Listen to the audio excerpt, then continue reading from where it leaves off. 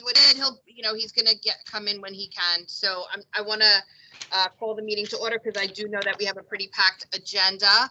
And I also believe that we have quorum because UFP are the only constituents that are missing here. So we're going to start.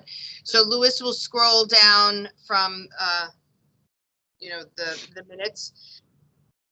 How fast do you think we read, Louis? Thank you. Poor Louis. You want to read the links and the documents, all that stuff too? But we should have read it ahead of time, so we should be prepared. I know, Listen, ma'am. Charlene, but Robert's rules, we formally have to present them and approve. I know. And I did start to read them though, Christine, but then I didn't finish. Get distracted, right? I know, I never get through a whole document. You don't know how to read.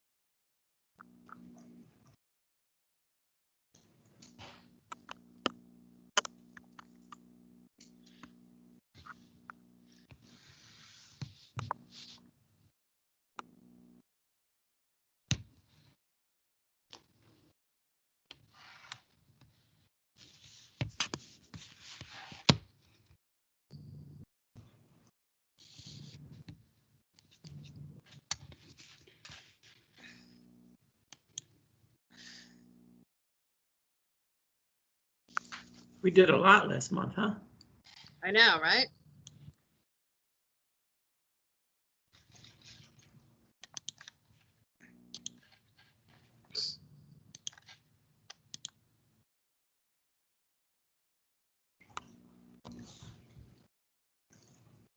I make a motion. Can I make a motion to approve? Yes. You can always make a motion. Thank you, Charlene. See, I'm still useful. Yay. Now, You're always useful. Everyone has a copy of these minutes. They were sent to you guys on Friday. So, all right, you could go down to the bottom, Louis. Okay, can I get a second for the motion? So we have Christine.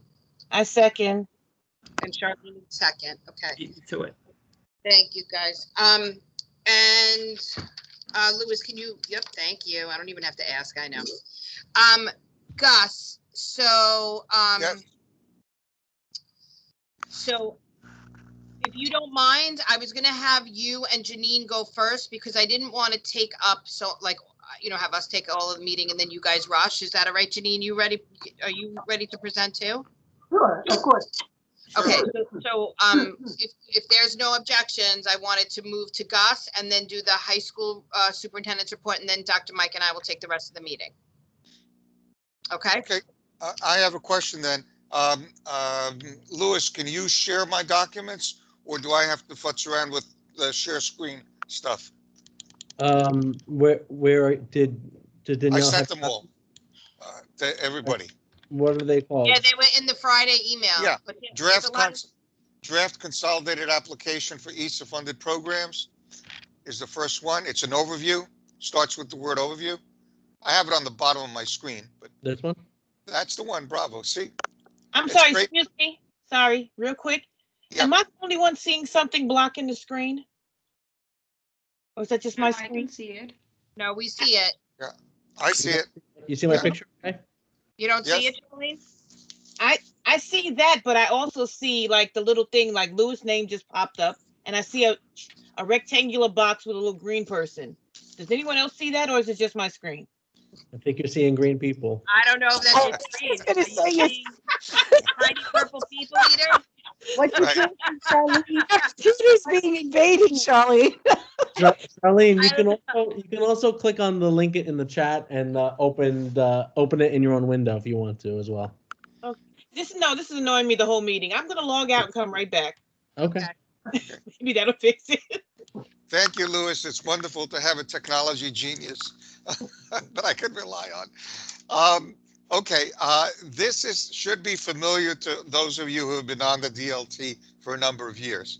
It's the overview of the fiscal document for all the title programs. Title I being the largest one. We go over it every September or October.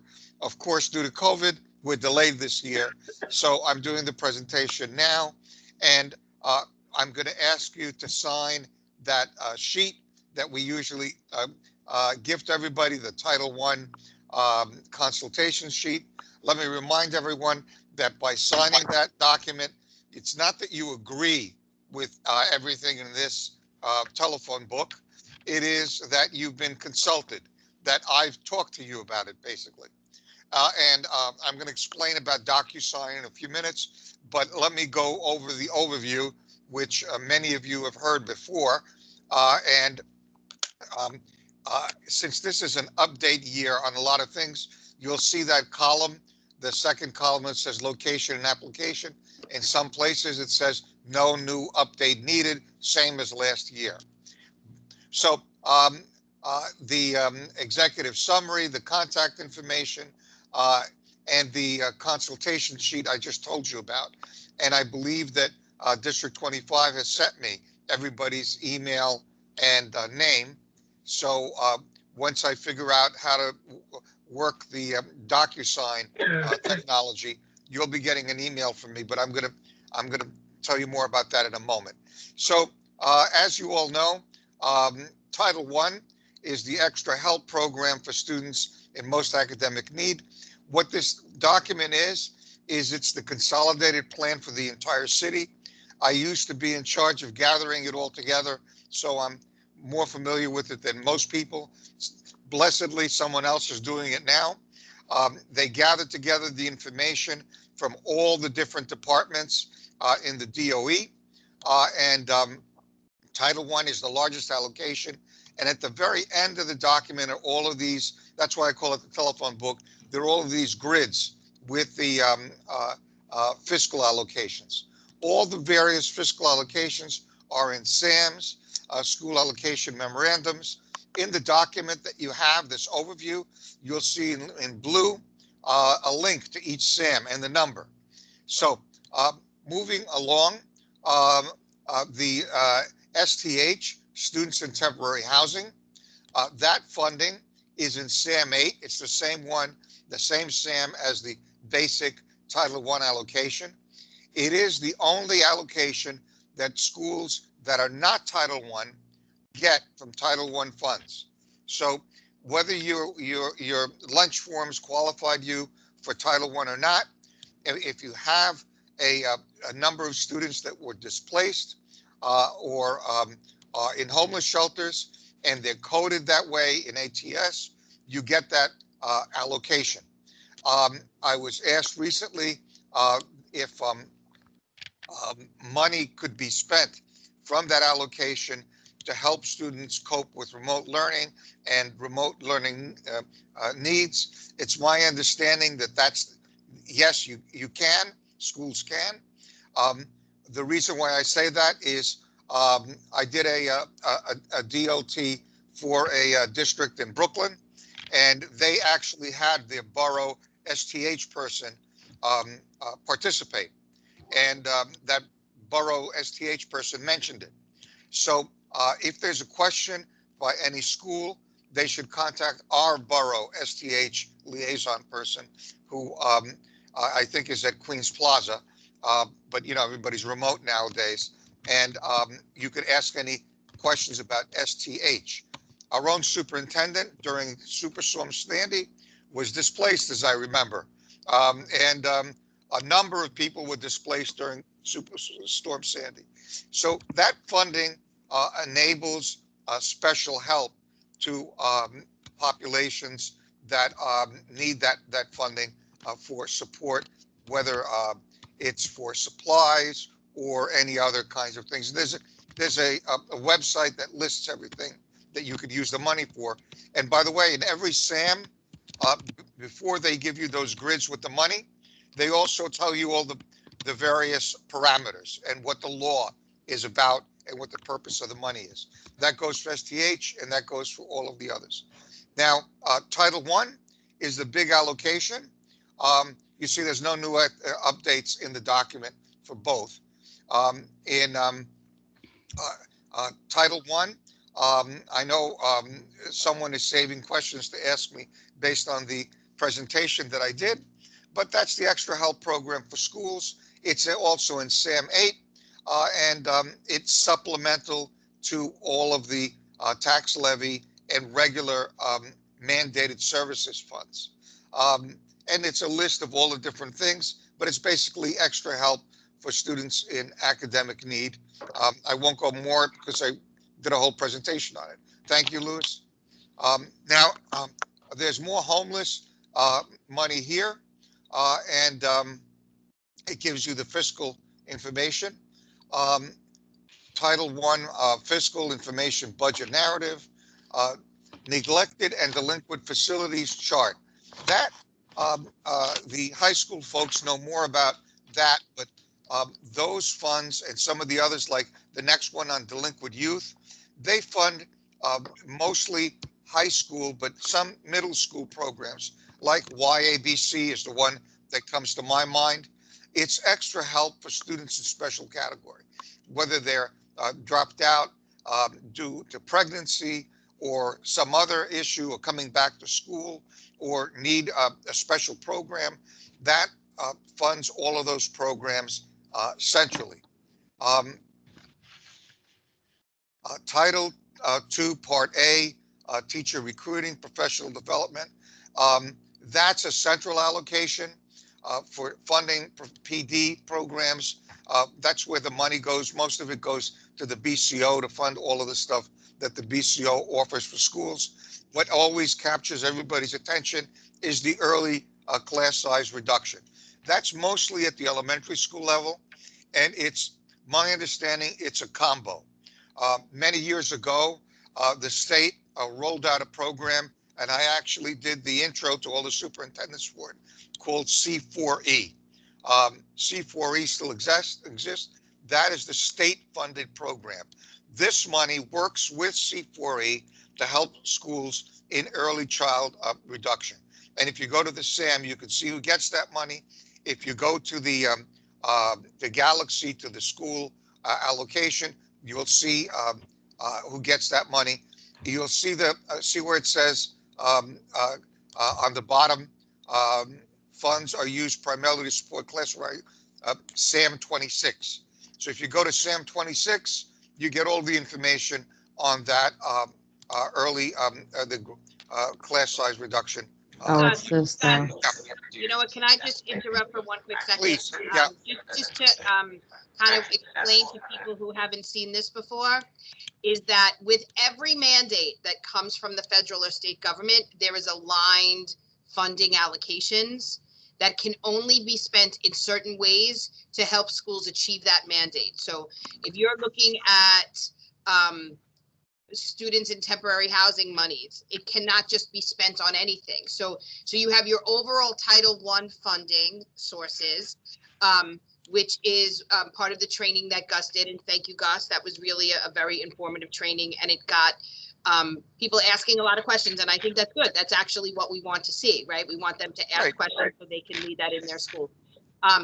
And he talked about the difference between school-wide programs and targeted assistance. All of our schools actually are targeted assistance schools, and that allows you to kind of open up your funding of Title I. You mean SWP schools? School-wide program, yes, yes. That allows you to open up your funding differently for all students that are struggling. What he's breaking this down into right now are certain categories of not just Title I, but other types of initiatives or mandates that come from the federal and state governments.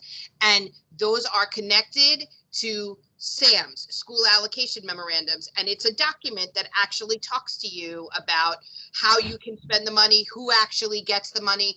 So this is a really good document. I'm glad that you have it in here, Gus, because it does have the link to each SAM aligned to each of the allocation sources. So thanks for that. Yep. And I should have mentioned that once the draft is sent to the state and the state approves it, of the whole, what I like to call the telephone book. Don't call it the telephone book in the minutes, folks. It's just my way of dealing with it, because I remember when it was pre-computer days, when I got it and it looked like a telephone book. So it will be finalized, and we don't email that out to people, but the superintendent's office gets one copy, and DLT members can consult it as they wish at the district office. So, they'll work out a procedure for doing that remotely, if COVID is still in effect by the time it gets finalized and distributed. But this overview is designed to let you know what's in it, give you an opportunity to ask for any questions, etc., and to sign my consultation sheet, which is the way we prove to the state that communities and constituencies have been consulted on this. Right. Okay. So Gus, Yeah. you're just really quickly now. So for people who are new, so all of this is contained in one document called the consolidated plan. For the correct? entire Yeah, city. for the entire city. For And the entire consolidated plan, I'm sure we're going to get an e-copy of it, correct? Yes, at some point. Yeah. So once we get that, I will send it to all the DLT members. So No, you'll have you can't send it to DLT members. Why? It's not to be sent. They have to Just- come and view it? Yes, and they'll work out some kind of a system for doing Really? that. We never email it to people. In the past, what I do is I give you a paper copy, and you keep it in the district office. And in my many years of experience with this, I've only had 2 people actually come and go through the document and then ask for corrections or clarifications. They Yeah, found it's a long typos. document. All right. So That's the way it works. we'll work that out, I guess, if people want to see it. So Right. So moving along, the next is Title III, and those are the L supplementary services. Remember, with Ls, there are mandated services that all Ls get, and then there are supplemental, extra help funds specifically designed to help students in the English language learners category. Now, if you go to the school website and you look up the CEP, you'll see right after the CEP, various L documents. So those are going to be publicly available, and schools are working on those. Now, in order for you to get the extra help money for the Ls, you have to have 30 or more. And I've had, principals reach out to me who have 29 or 28 and say, well, you know, I'm not getting this money, but I still have the students. That's just the law, folks. So you got to have 30 or more to get those extra help program funds for Ls. And luckily, the vast majority of schools usually have, particularly in your district, which has a significant immigrant population, gets that extra help money. Now, moving a little down further, you'll see where it says Title III-L Part A Immigrant Program Information. That's a little specialized. I had to do some research on that particular one because I was contacted by a principal, it may have been one of yours, that said, Gus, I got that money last year, but I just looked at the SAM and it's not there this year. What's going on? Why did, Central take it away from me? So I did some investigation and I found, and you see that's SAM 31, where you can see all the information on that. That's special money for any school that gets an influx of new immigrants.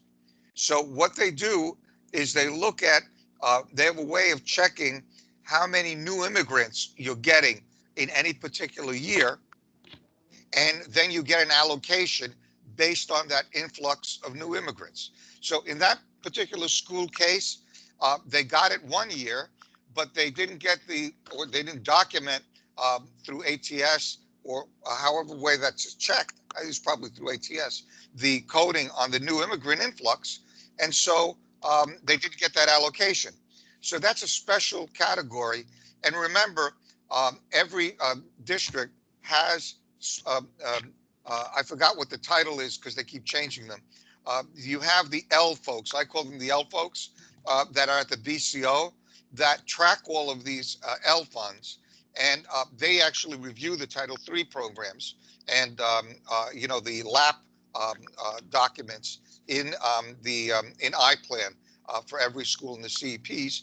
And school representatives, principals, and SLTs know who those people are, as the district staff is. So if any questions come up, they are the people who have, sophisticated ways of getting at the actual numbers.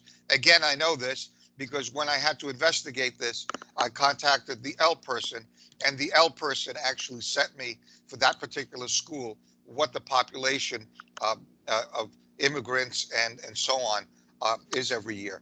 And there's actually a report that Central sends out for the entire city that breaks it down by district on immigrants and Ls and so on and so forth. It's quite an interesting report. I've gotten it in the past, and if your district wants to get it, you can get it from the L. It used to be Richard Bellis, who I used to get this stuff from. I don't know if he's still. I think his role has changed, but I believe he was at Linden last time. I ran into him in the elevator last time. Yeah. Okay. Title IV. Title IV is again another temporary housing category. It also has other categories. There's money in there for chronic absenteeism. I don't know if schools get that allocation. I don't believe they do. I think that's a central allocation that supports, attendance initiatives and preventing dropout prevention and so on. Now, you see on the last bullet in this box, COVID-19, access to technology, food insecurity, housing instability, and trauma, so that every student feels connected to school and experiences a sense of belonging. So they did make changes in the document because of COVID. So if you look at this document as opposed to last year's document, you'll see these COVID-related and remote learning remoted items in there. And that particular bullet indicates to me it's part of a central allocation. Remember, it says about food insecurity. Remember how the wonderful staff, mostly DC 37, stayed in the schools and handed out food and lunches and breakfasts and so on to people citywide in really a heroic way. They those kinds of allocations probably supported that effort, citywide. And it says here, supporting health and safety of students in comprehensive mental health, drug and violence prevention. It probably funds, do they still have people called SAPPers? Yes, Danielle? yes, Yeah, so it probably funds the drug prevention folks, the SAPPers, and so on. So all of that information is on pages 32 to 37 in the consolidated application. Now, page 40, private school participation. This is something that I actually, again, have detailed knowledge of. It's not very well known, but in every geographic area, all the private and the parochial schools also have to be consulted and made aware of all the government funds that are available to them, including Title I and whatever else they're entitled to. And the Central DOE has a private school office, and they coordinate meetings citywide, and they have to collect signatures of the participants citywide for all the private and parochial school, and they do it by district because of each geographic area. I know this because when I put together this document, again, that's why I call it the telephone book, I got, it was like 400 pages of signature sheets and agendas from private and parochial schools from every, district, all 32 districts in the city, for every private school that documented to the state that these meetings were held. So I'm sure they're being done remotely now, but it's a requirement that the city has to show the state that private and parochial schools have been informed and about their rights with Title I and what they're entitled to as well. And that information all goes into the consolidated application. And then you see here those, what I call those giant grids, fiscal forms. A lot of them now have become less cumbersome because they're drop downs. They have drop downs and electronic Excel sheets that are attached to the document, so it's not as long as it used to be. And then the last item is if we fund any positions, they want to know what positions. Like in Title I, you have what are called Title I AIS teachers, academic intervention, that might be pushing out or pulling in students or doing things after school or before school. You also can fund part of guidance services. So any positions that come up and that are allowable, the city explains in that section what supplemental services positions are funded from this. One thing that I want to mention about the early childhood is, again, with my experience, 1 year, the state asked us to explain to them citywide what schools were doing with that early childhood money for reduced class size. And so luckily we were using iPlan at that point. So what we did was we were able to pull out from all of the action plans in every school anything that had early childhood related information, and produced an Excel spreadsheet and gave it to them. That's the advantage of having a sophisticated program like iPlan. It's not as detailed this year, ladies and gentlemen, because of COVID, but it still allows you to run reports, which is useful. And now, any questions on anything that I said so far? And I'll go to DocuSign. So Nope. I just had a quick question. I have a question. Too. Yep, go ahead. I don't know, did someone go before me? Yeah, No, no, Rashmi, go ahead, Rashmi. Go ahead, Rashmi. Oh, it's okay, Joe. I have like more than one question, so it's okay. Okay, go ahead. Go ahead. Oh, okay. So so looking at the Title III program that when you talked in that spreadsheet or the document, we talked The about program, yeah. The health program. So there are two categories on that. One is the mandatory service and one is the supplemental service. So Right. the 30 or more students that you talked about, is it for the whole Title III or is it only for the supplemental Well, service? Title III, the mandatory services, everybody gets. You know, even if you have one student, you get the mandatory services. For the supplemental services, you have to have 30 or more. So Okay. you're still supposed to help those students, but you get the extra help if you have the 30 for more. It's just the way the law is written. It's like some of you have heard me say this before. District 26 is also one of my districts. It's practically the entire district is non-Title I. They're still required to offer extra help services to all of their students that are in academic need. It's just that they don't get any extra money to do it. So, you know, one of the pet peeves that I repeated to, you know, the state representatives every year is you're asking me to do the same thing that other schools are doing, but you don't give me any extra money for it. So that's the case with the Title III. If you don't have that 30, you know, population or more, you're still supposed to help the students that are below that, but that number. But luckily, most schools have 30 or more Ls, particularly in District 25 because of your population. Yeah, Title III is never a problem for us. Yeah. Okay. So is it, am I to assume that if the school is Title I, they are automatically Title II, III, IV, and V, or all these categories no. are independent? Each SAM has different special categories. And so Like you can be a Title I school. Now, Title I is based on the percentage of students who are at the poverty level, Right. just to gain access to Title I funds, and then it goes, you know, then they no longer look at that.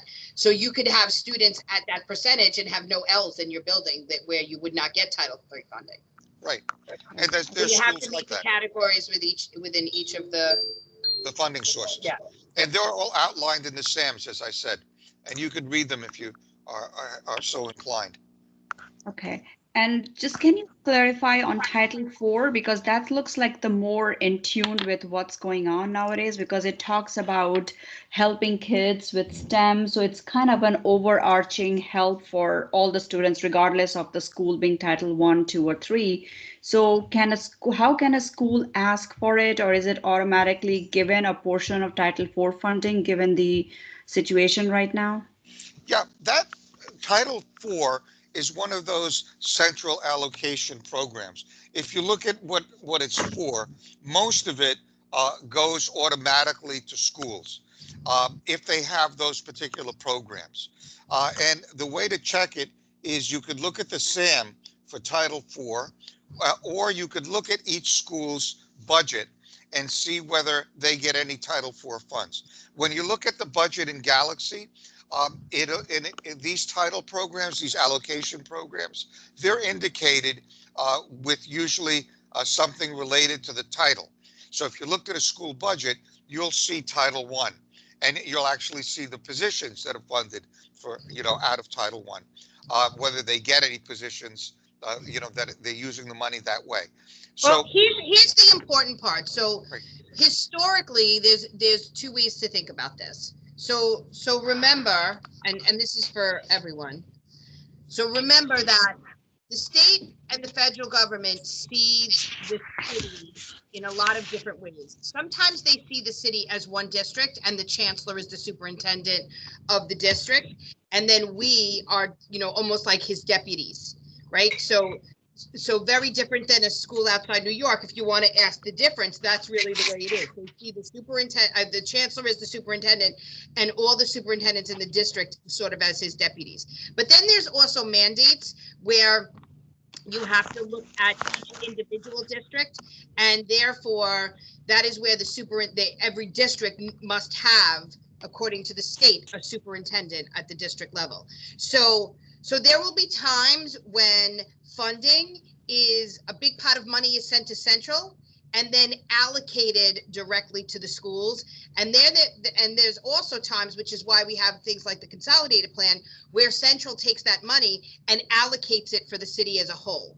So, but what's the most important piece for us in the DLT to know, and something that we're going to talk about later when we're checking SLT Health, is that SLT members should know about what funding sources are going to each of their schools, right? So if we have Title I funding, SLTs, there should be some discussion at at SLT meetings.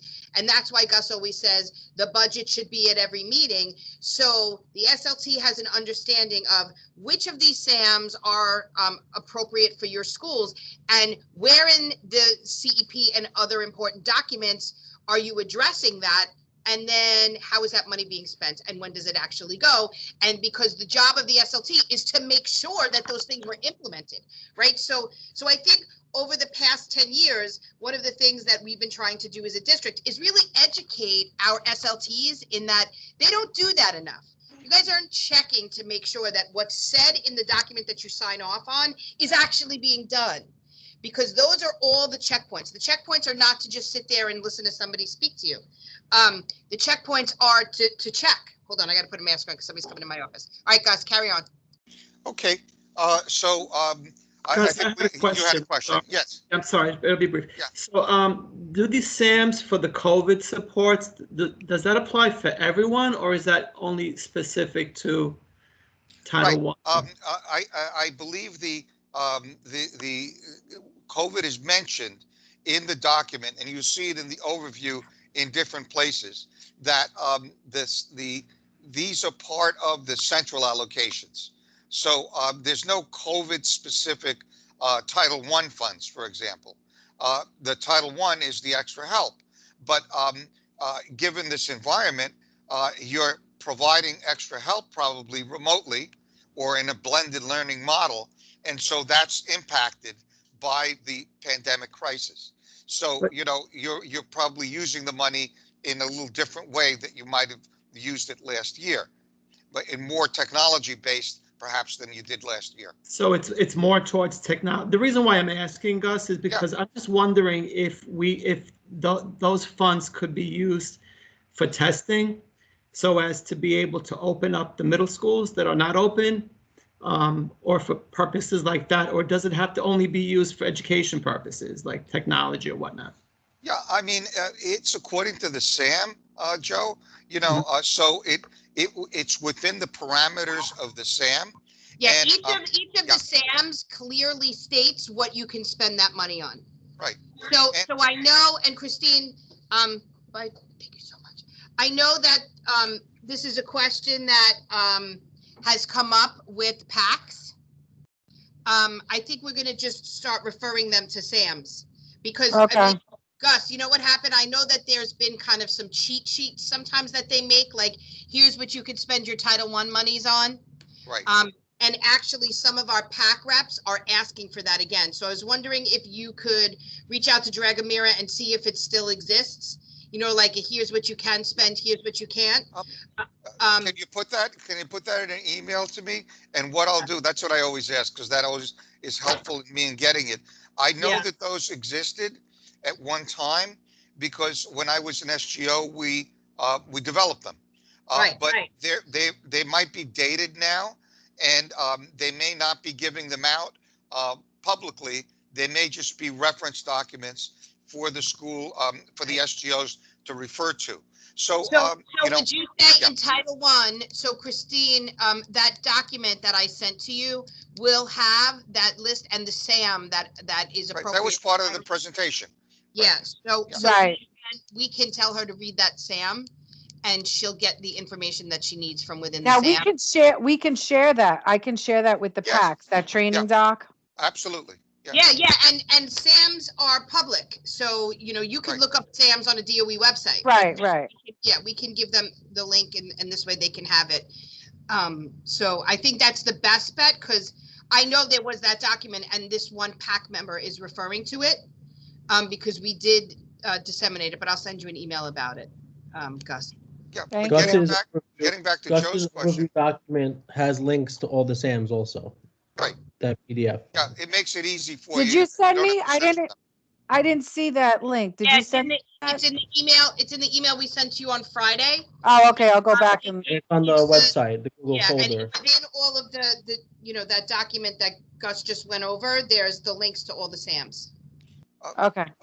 Getting sort of back, Joe, I don't have specialized knowledge, but just based on my experience, my suspicion is that these central allocations that the DOE gets for the entire city, I'll bet that they've looked at them and studied what parameters they have so they could, adjust the allocations to deal with the COVID crisis. I mean, if I was still, involved with fiscal things, centrally, that would be what I would be recommending. And I would expect that the people at Central are doing this to the extent that they can. And then, So, they yeah, have to you know give what? explanations to the Yeah, state. you know what we could do for next month? I'm going to work with Paula Latito. She's our district budget officer. And once a year, she normally comes to the DLT and does sort of like an overall kind of financial health of our schools.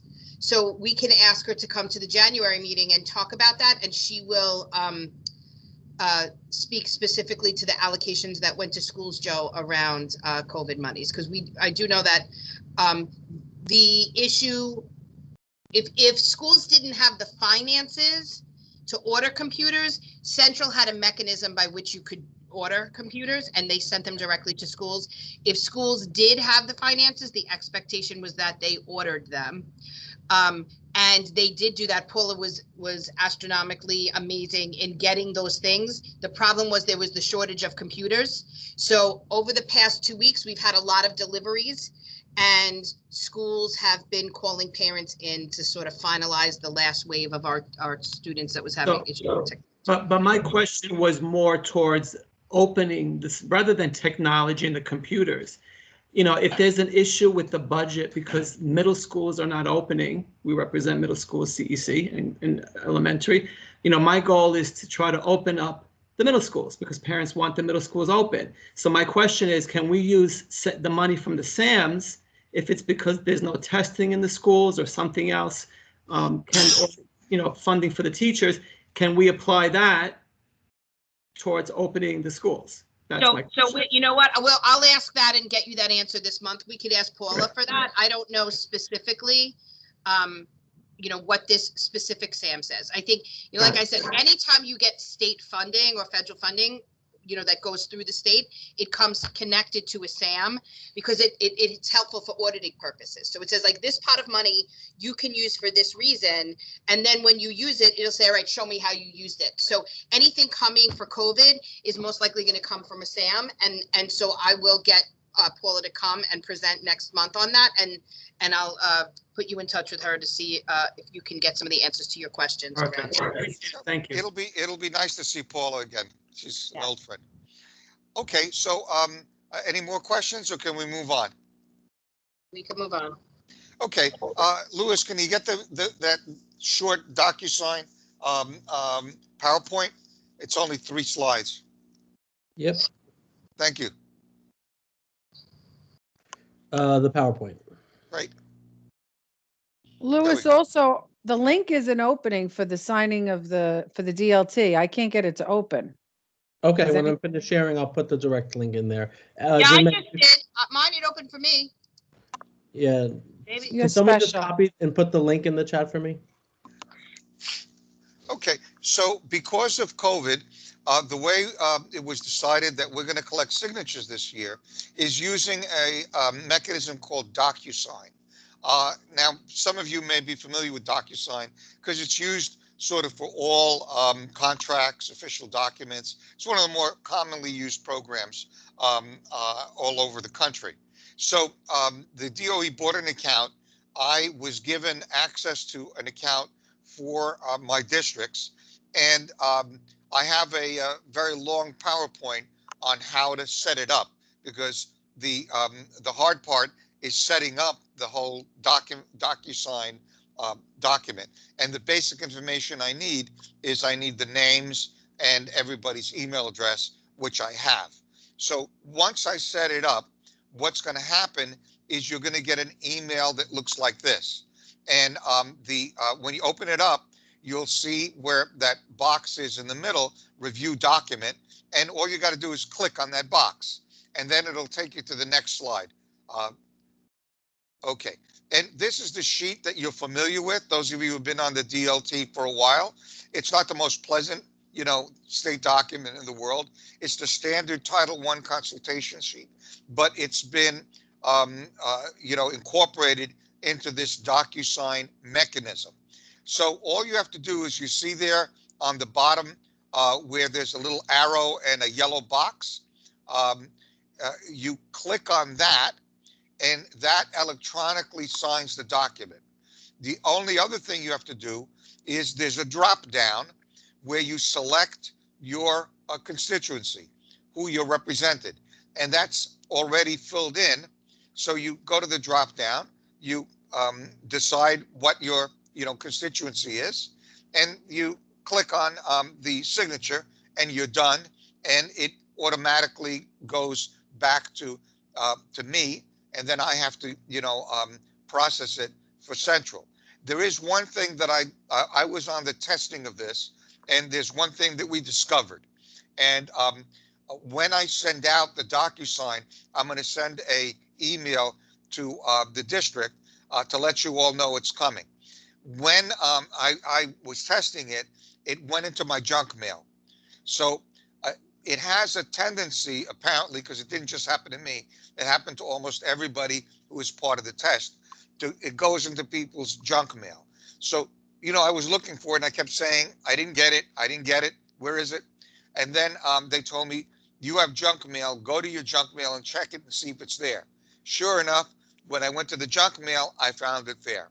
So I'm trying to be proactive. DLT members, check your junk mail if you don't see it once you get an email from the district letting you know that I've sent it out. So any questions on that? It's pretty straightforward. You I just got a click question. basically. Yeah. Sorry, Gus, I have a question. Okay. Are these the only options available? Because I don't see like President's Council rep. I think it goes down further. Oh, okay. Just want to make sure. I think it's not it should have all of the regular categories. Okay. If you get it, there should be an other or something. As I recall looking at it, there was a category that you could pick and you could put that in. All right. But everybody's possibility should be there. That's the way they designed it. So look for that. I'll try to get it out as soon as I figure out how the whole DocuSign, technology works. Now, quickly, let me go through my other agenda items. And so, because, I know I've taken up a lot of time at this meeting. We're going to, I think the superintendent is doing the engagement policy approval because we talked about that last time. CEP status, the good news, folks, is they extended the deadline. The reason for that is that this year, the superintendents are certifying all school CEPs through something new. It's called the Superintendent's Dashboard. They were supposed to get that Superintendent's Dashboard out before the original deadline for CEPs, which was December 23rd. But there were technology issues, and now the Superintendent's Dashboard is going to be available, I'm told, on December 23rd. And so what they did was they bumped they extended the deadline that by January 15th, finalized CP goals and action plans are submitted via iPlan for superintendent review and approval. So schools have until January 15th. So it's an extended deadline for them. And then by January 22nd, schools finalize their CEP based on the input that they get from the BCO and the superintendent's office. And by 29th, by the very end of the year, superintendents approve on a rolling basis the goals and action plans. So the superintendent certification will take place by January 29th. And you heard me say this before, that I'm always very proud of Queens North and my particular districts. District 25 has been number 1 or number 2 in getting all their CPs approved. You're always at the top, couple of districts in the city. I want to maintain our stellar record in getting these things approved. Now, one of the things that I'm going to, that Matt Zvillick tells me that he and the iPlan people are going to do is they're going to give me, and I can send it out to the superintendents, a Excel spreadsheet with all of the action plans and goals and so on. So you can look at them all at once and then go into the plan instead of trying to go into every plan individually. So my expectation is I'll be getting that. I have sent it out to you on goals already, but not on action plans and progress monitoring. All of this came out in Field Service Digest and in Principals Digest, I believe on Friday it was, so either Thursday or Friday. The timetable has been revised, and I didn't send it out to you with the documents, but I can. If you want the timetable, Danielle, just let me know and I'll send you the new timetable. And there's some narrative also that appeared related to this in the digests. Okay, so I'll send it. New iPlan functions. Well, the new iPlan functions is the dashboard, the superintendent's dashboard that I mentioned. iPlan also has a new line that allows you to print out every update, the goals, the action plans, and the progress monitoring. Unfortunately, ladies and gentlemen, it works for some schools, but it doesn't work for all schools. The reason why I say that is I personally tried to print out the information, the documents for 2 of my TSI schools. For one of the TSI schools, it worked perfectly. I got the whole thing. For the other one, I got blanks.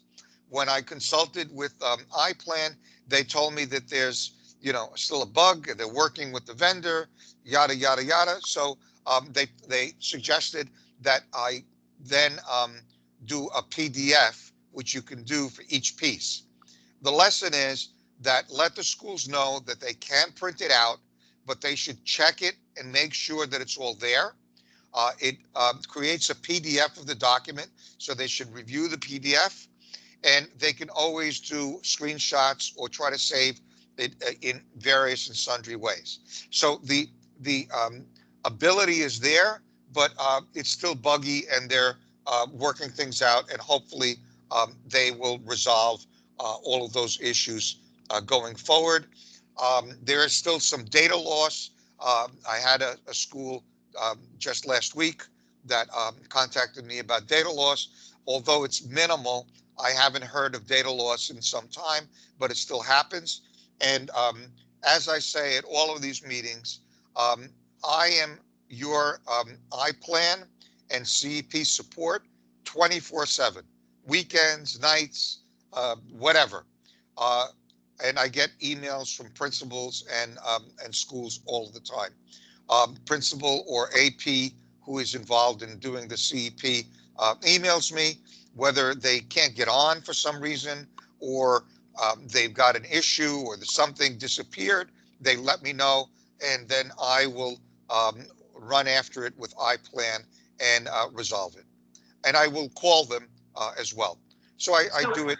So Gus, just in an effort to kind of move the meeting, because we have a lot to present today. So basically, can we just say in terms of this is that we're going to provision the DLT members, and then we're going to do specifically a training once the iPlan opens around how they can manipulate it, because that's really their role in this.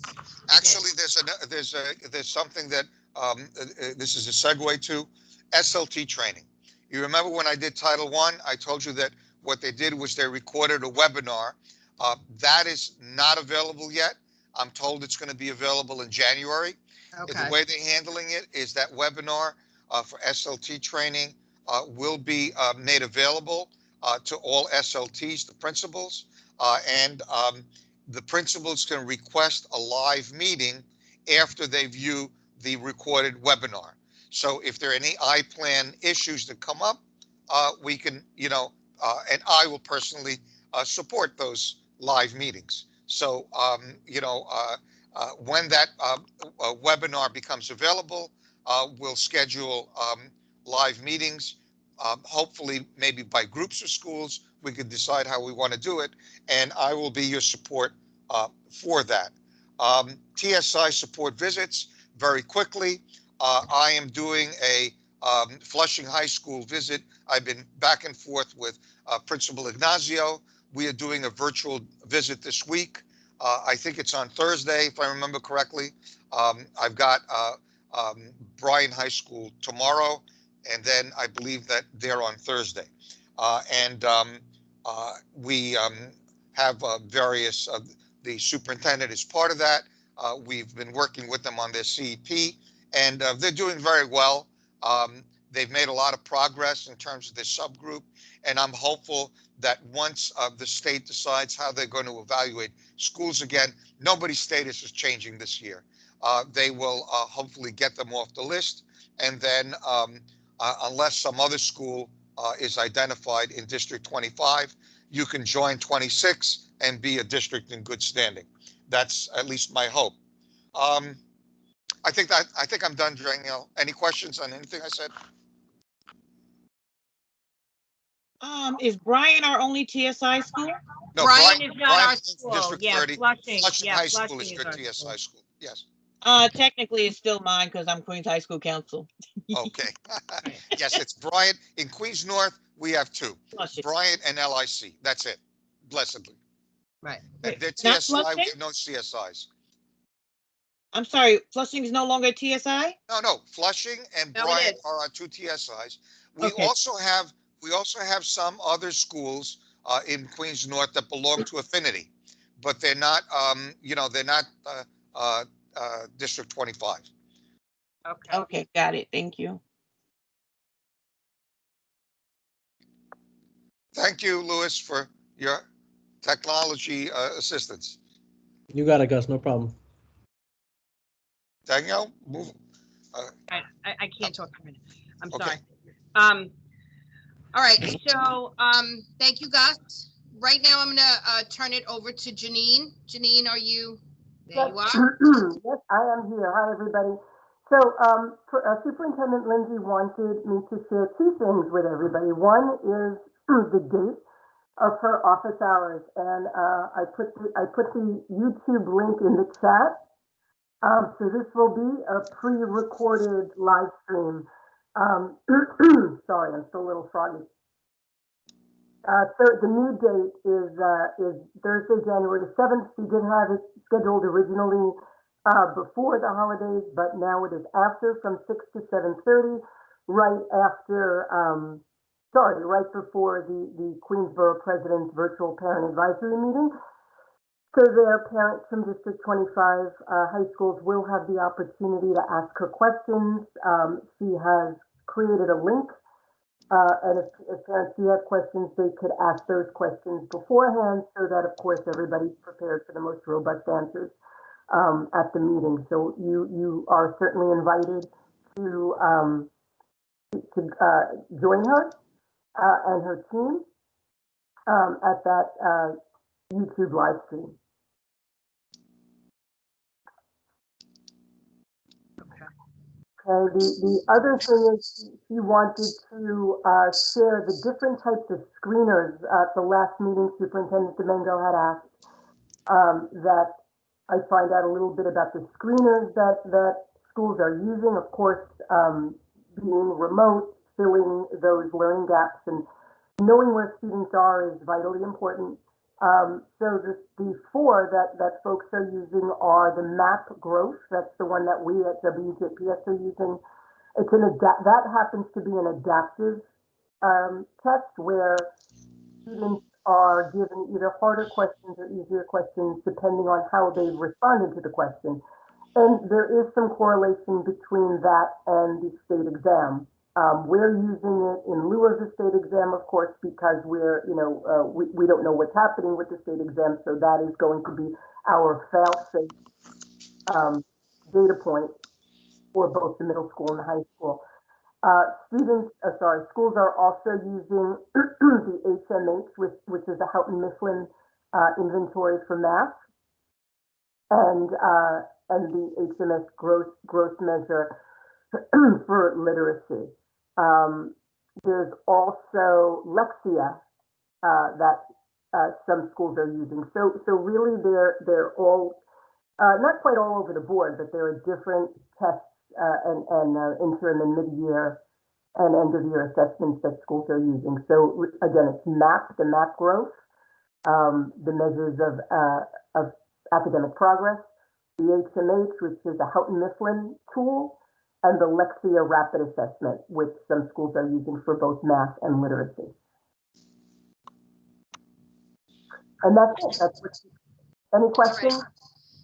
Thank you, Janine. I think the good thing that I'm hearing here is that, and I'm sure Dr. Mike will echo this, is that many of our high schools are using similar screeners and assessments that we are, right? So Lexia, MAP. So that is a way for us to track data of our students within the district that go to high schools, that go to our high schools. So, so I think Dr. Warner, Dr. D'Antona, and I are going to be working a little bit more closely with this work with you and Superintendent Lindsey to see if we can find some common ways to look at the K-12 model and idea of our assessments. Can I get a clarification on the models again? I heard, is it HMH, Lexia, and MAP, M-A-P? And MAP, right, measures of, I think it's measures of academic progress growth. That's what Okay. Yeah. And Now, that's math and literacy? Yeah, Sorry. now, wait, I want to be clear. HMH is not a screener. That's a curriculum that has assessments attached to it.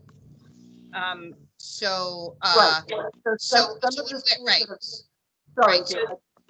So, for example, iReady, Lexia, MAP, those are all tests, screener and assessment tests that are not aligned to a particular curriculum. They test skills.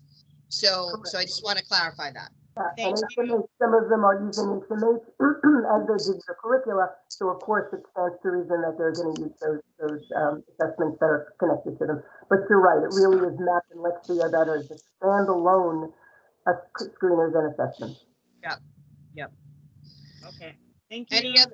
Any other questions before we go forward? All right, Louis. Oh, I'm sorry. Did somebody else have a question?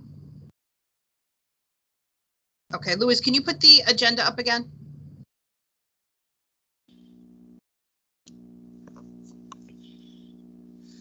Okay. Yes, and thank you, guys. So the sign-in sheet is available. If you're having trouble signing in, just let Louis know. I just signed in myself. It was pretty straightforward and easy.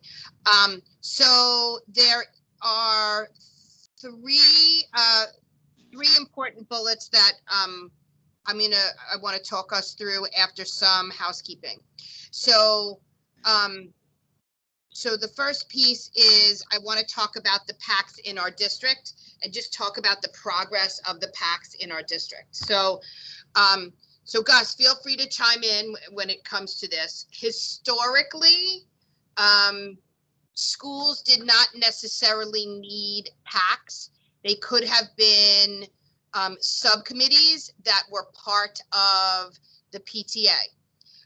2 years ago, they changed that, and they said that all schools had to have parent advisory committees if you are Title I schools.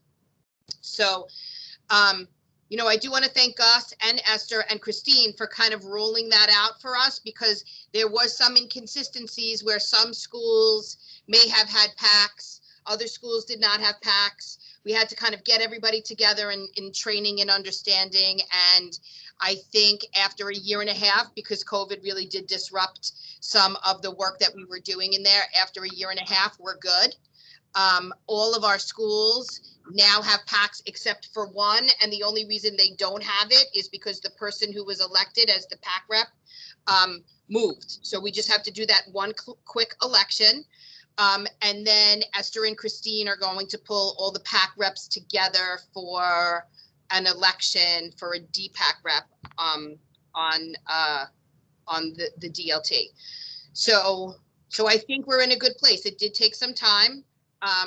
So thank you, Christine, and thank you, Esther, and thank you, Gus, for doing that training. It really was helpful, and our, our parent representatives for PACs are asking a lot of really good questions. The one thing that I think is really important that Christine intends on speaking to some of the PAC reps about is that there's this, they have to really clarify for some of these PACs.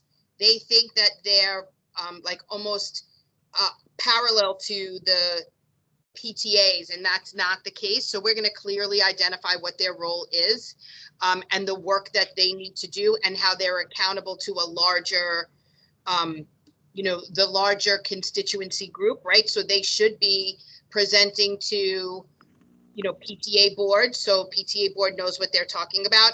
They should be presenting at SLT, but to ask to present at SLT, there are certain times that they need to be consulted when certain decisions are being made at the school level in terms of finances. So if Title I monies are being spent, the PAC needs to be consulted. But, so we just want to clearly identify the roles and make sure that schools are working collaboratively and everyone really understands the work of the PACs in general. So I'm really happy with what's happened. I think that we're all in a good place, and I just want to thank the three of you for making sure that's happened. So by March, there will be a transitioning of Christine to our new, the new DPAC rep.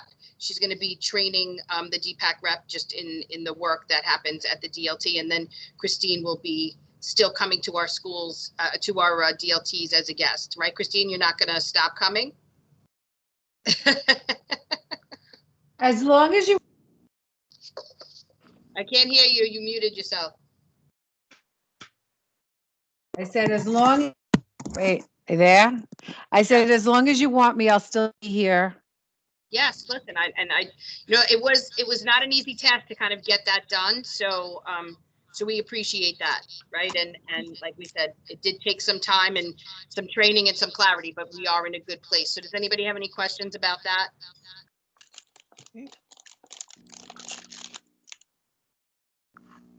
Okay. So the next piece that I want to speak about is our district parent engagement plan. Louis, can you just put that up? So we know, and Gus has talked about, every 2 years, we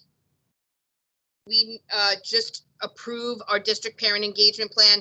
This is just a read through. If we do approve it, the policy will be from 2020 to 2022. This is something that we did put in place when we first created. We do make updates based on DLT feedback. You could scroll down a little.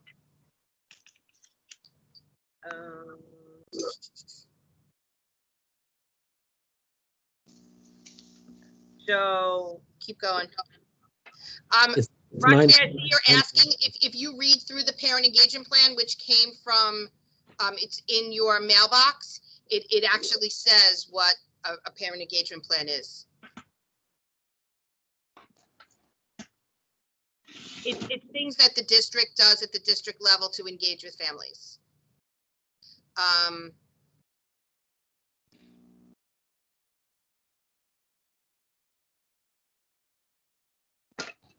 Are we reading this now? Yeah, I mean, you could just scroll down through it. So I want to put on public record just to say, because I didn't get to do that this year, this last month, so we're going to scroll through it. I will give all of you time to read it. If there's anything you want to add, we'll do what we normally do at next month's meeting. I will add the additions in red, and if we all approve that, we will we'll make that part of the plan, and then it will be finalized in January. So the adoption date will be the January DLT. January meeting, yep. Okay. But I do really recommend that everyone read this and go through it and make any not corrections to dates and stuff, because I'll be doing that this month. But this is really the work that you will recognize in things that we do to engage parents in a lot of different ways. Some of it is part of compliance, right? So informing parents how schools are identified for Title I, you'll see things like that. Keep going, Louis, you can just.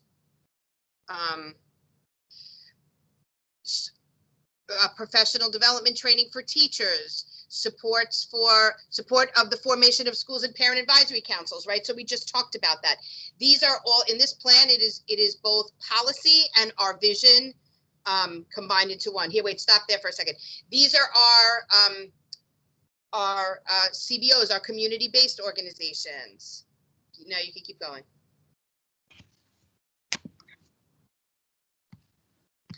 Pre-K, kindergarten, you'll see middle school and high school orientations to just inform parents of, their options around applying to schools.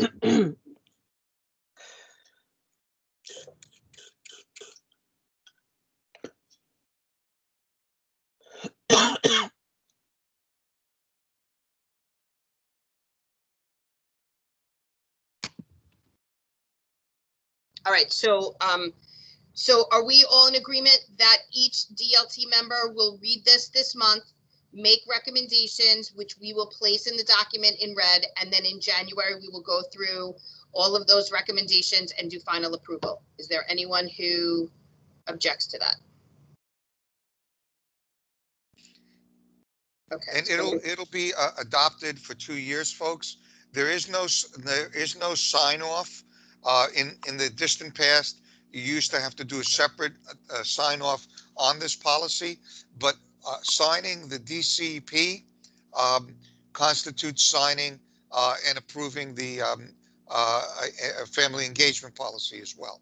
The only thing that changes is the dates that go at the front and at the end. And then what I will do is I will paste it into the updated DCEP for this year. So it'll go into the public document. And whenever they make the DCEP public for this year, it'll be part of that. Yeah, I figured since when they did the extension, Gus, I figured we could have an extra month to allow the DLT members to read through it. Just, I don't want to rush it. It'll be fine. So yeah. Danielle, a quick thing, is parent chat, like, would I say parent chat is a part of parent engagement, overarching parent engagement program? Yes. Yes, but so here's the thing. So the parent engagement policy, what we put in there is permanent, right? So that's why this year we're working through parent chats, taking data on that. It's our first year and it's our DCEP goal. So we, you just because you are working on this for 2 years doesn't mean we can't go in and change it. So we were thinking after this year, if parent chats are successful, we would add that as a way to engage. But if you put that in your parent engagement policy, because it's a state document during an audit, they would ask you about it. So right now, we're not 100% comfortable with that because we want to make sure we're building a sustainable practice. And once the policy is adopted, you're supposed to send it to the translation unit and request translation into your most common languages, and then it gets disseminated to the schools. Right. Okay. So like I said, if we could just all look at it. You don't have to make comments on it, but you are, free to, and I think it's important that everybody gains an understanding of what it says, and if there's anything else that we might want to add to that. Okay, so the next piece is around the biennial review in SLT Health. So as Gus said, and I don't know, Gus, if anything has changed, but they're not sending the biennial review out to us this year. I have not gotten any update that's happening. It Right. may, I can't say So definitively, one of, but you know. so Dr. D'Antona has had some of the questions. We were going to put together a survey that we will be sending out to principals and chairs of SLTs and asking schools to take that. And then we can, at the district level, decipher that data for ourselves and just talk about it as a DLT. So it's not necessarily a state aligned formal process, but it is information that we're getting about SLT health and data that we can observe to check on that. So Dr. Mike, can you put that up on the screen? Yeah, you got it. Thank you.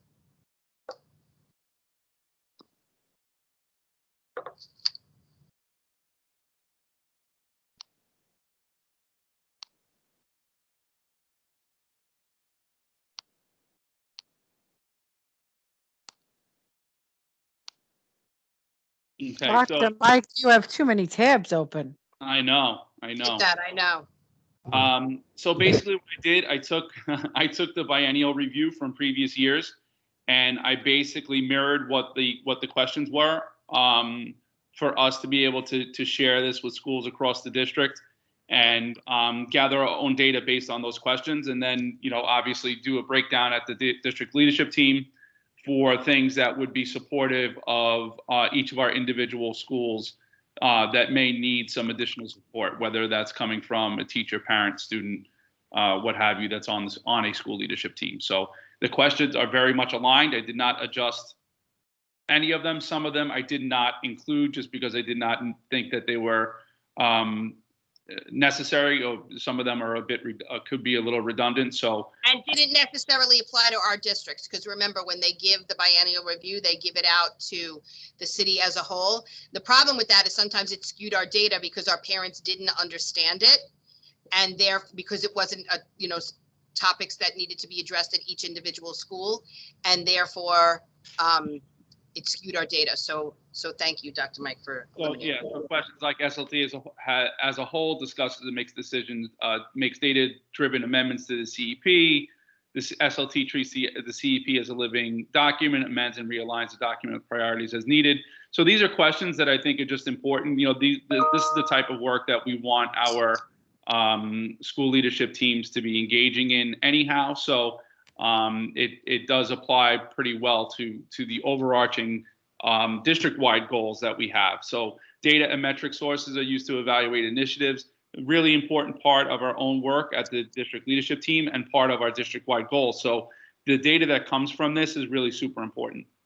So if there's no objections, Dr. Mike and I will send this out this month with a follow-up. Esther and Jinmei will follow up with the schools next month, and then we will compile everything for a presentation in February to the DLT, which is actually, Gus, I believe, the timeline of the biennial review anyway, right? Danielle, with your permission, can I let Central know that you're doing this? I want an opportunity to brag about my district, that you're so committed to SLT, check that you're doing it yourself, since it looks like we haven't gotten anything from Central yet. Yeah, that's fine. Perfect. Absolutely. Thank you, Dr. D'Antona. You're amazing. No problem. My pleasure. Okay. The next piece that I just want to go over before we're going to do like a consolidated state of the district, only because many of us sitting here have already seen it. But before that, I just wanted to hit the other checkpoint in on the agenda, and that is this month, Dr. D'Antona and I are doing virtual school visits of every school in the district. And we have expectations for our principals that we're doing checkpoints on, right? So I will say that it's helping Dr. D'Antona and I layer in supports for principals who may be having a difficult time with certain elements of the checkpoints. But for the most part, we are really happy with what we're seeing. Our principals have done a phenomenal job of pulling everything together. And I will also say, in an unstable environment, right? They're constantly being asked to change things and they answer to that call every time. The newest, implementation is they are currently working towards getting our students in school for those that were signed up for blended learning 5 days a week, right? So I will talk about that after we kind of talk about these touch points. But I sent something to Central the other day. We have 13 schools that are saying they can go 5 days a week, and the remainder will take in students partially. So certain subgroups, they may not be able to do 5 days, but they can do 4 days. There are mechanisms in place by which SLTs must be notified of what that can look like for feedback. And then there's also a parent town hall that needs to happen, and staff meetings as well. So our principals, I do want to say thank you to them for all the work that they have done around this. Our teachers understand it's just as difficult for them because their programs keep changing, right? So they'll have one group of kids and now they have another group of kids. And I've worked very closely with Lamar to kind of work out some of the kinks, but as I've said, like, our teachers have just done a phenomenal job of being resilient and working with,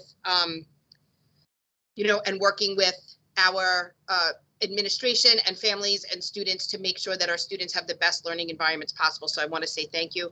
And then I also want to say thank you to our paraprofessionals and our school aides and our parent coordinators. Everyone has really worked together in these really difficult times. And it is what makes District 25 the amazing place that it is. And so we do have all of the representatives here at DLT today. And I just think it's important that you do know that you represent them, and we've had discussions around some of the kinks along the way, but we've been able to work those out largely in part because of the people that we represent are willing to do what needs to be done for children. So I think it's important every once in a while, and especially during this holiday season, that we take time to say, like, I'm just so thankful for this because, we have an amazing district, and a lot of times people say, Danielle, you do such a good job, but my work and my vision are only words without people implementing them, right? So I think it's important for all of us together to just take that minute and say that in the worst of times, we're still continuously working for our kids. And so I also want to thank the parents, the CEC, Joe, you kind of bring that student perspective in that's not always there. And you do make us think and rethink, right? So even though you may not be part of the conversations in education, right, when we're working through things, your words are there, right, on all of our parts, not just mine, right? So I've heard Lamar say over and over and over again, like, we're going to do what we need to do for the kids, and that all comes from the culture that we set up, right? And I also know that Andre does a lot of talking with his, the people that he represents, and they come to the table like ready, willing, and able to just do what's good for our students and our communities, like the school lunch workers, right? Like, those people have never stopped the entire time making thousands and thousands and thousands of lunches, right? And like, none of this would have happened if it wasn't for all of us working together. So I do think it's important that we take that moment and just realize that about ourselves, that our awesomeness comes from each and every person that is part of District 25. So, okay, now moving on, I want to talk about these 4 checkpoints. So this month, looking at 4 things. First, because of our schools opening and closing so much, my expectation for our principals was they set up a virtual school. And some of our schools have done some amazing things. And I actually do. Mike, can you unshare your screen? I want to show you an example of. I'm not sharing anymore, Danielle. Yeah, no one's sharing. Oh, then I don't know what just happened. Okay, I want to show you an example of something one of our principals put together, Teresa Mashar, that I have shown our principals as a model, but I will tell you, so I only have 4 more schools to look at, and every single principal has some form of a virtual school. Hold on, let me just pull this up.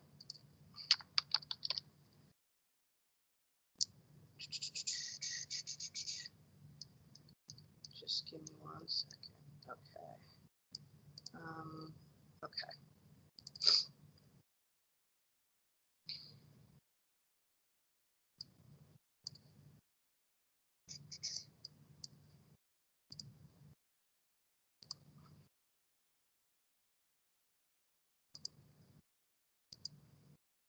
All right, you guys see?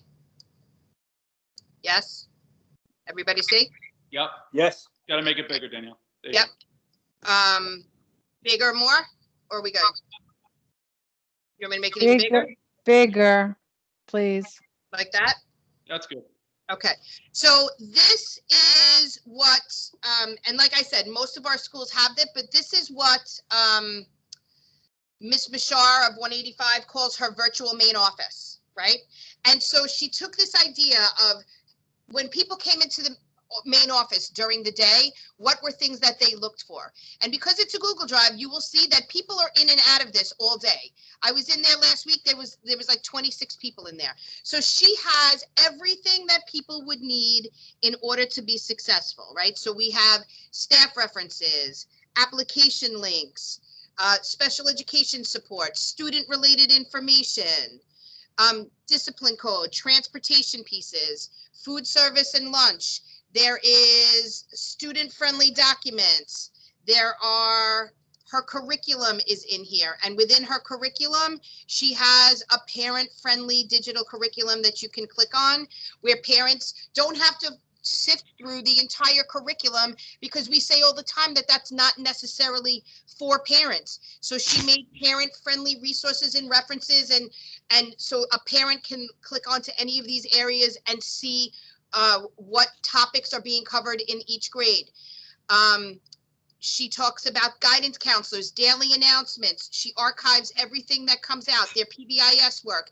She has a separate place for administrators only. So all of our schools, because of expectations that came from my office, have created a way to run their school virtually because we needed to gain some stability of schools closing, schools opening, everybody having access to things. So there are certain links that are only for administration, certain links that are only for school staff, and then everyone else has access to this where parents, other staff members can get the information that they need if they are home or even if they're not home. So a big thank you to Ms. Mashar. So that's one thing. So one of the things that I looked for was how you're running your school virtually. The second thing that I looked for, and I'll show you an example of this, is your ways that schools are organizing their curriculum, right? Because one of the things that we wanted was coherence in curriculum. We didn't want in-school learning to be different from remote learning. So what we asked our principals to do was put something together in one place where everyone has access to standards-based documents that they are being used to plan from. So I want to give you an example of something that George Carter put together, but many of our schools have similar curriculum hubs that they are using for teachers, parents, students to all gain access to what the content of the learning should look like. So I'm just going to give you an example of grade 4. Can you guys see this? Yep, Yes? you're good. Yes. Okay, so here is all of the curriculum that is being implemented across the school, but I will show you grade 5, grade 3. One of the things that I asked for was consistency, right? So you see how everything is the same. So K to 5, these are the curriculum that's happening at PS 79. So let's go to an example of a reading curriculum, a unit of study. Okay, if you look at, now remember, these are documents that teachers use to plan from, okay? Essential questions for this unit that address Common Core standards, how students will demonstrate their understanding, standards-based skills, activities, resources, and differentiation. So every teacher in every grade is looking at a similar curriculum that they're using to plan, whether they're in the remote world or whether they're in the the blended world. So, and this is a way for our principals to actually go into the curriculum, look at current units of study, and when they're visiting classrooms, they are now understanding in a deeper way what they're looking at. Now, because our learners are in a different place of learning, right? You may see them look differently in remote than in blended, right? You may not be using virtual tools such as Flipgrid and Nearpod when you're in the school building, but the content is the same.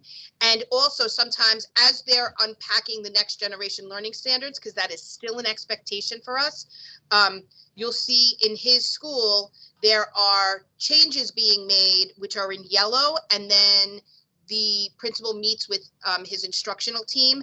And as those changes are made, the yellow goes away and it becomes a permanent part of the curriculum. What I like about this as well is you can look in math and you will see a similar expectations about how curriculum is mapped, right? Essential questions, how students demonstrate their understanding. So our principals are really doing a great job in digitalizing this, because we've always had curriculum, I want to be clear, but now it's all in one place and teachers are sharing and principals are organizing. So we're in a good place with curriculum. So that was the second piece that I did a checkpoint on. The third piece, let me click out of this. And stop sharing my screen.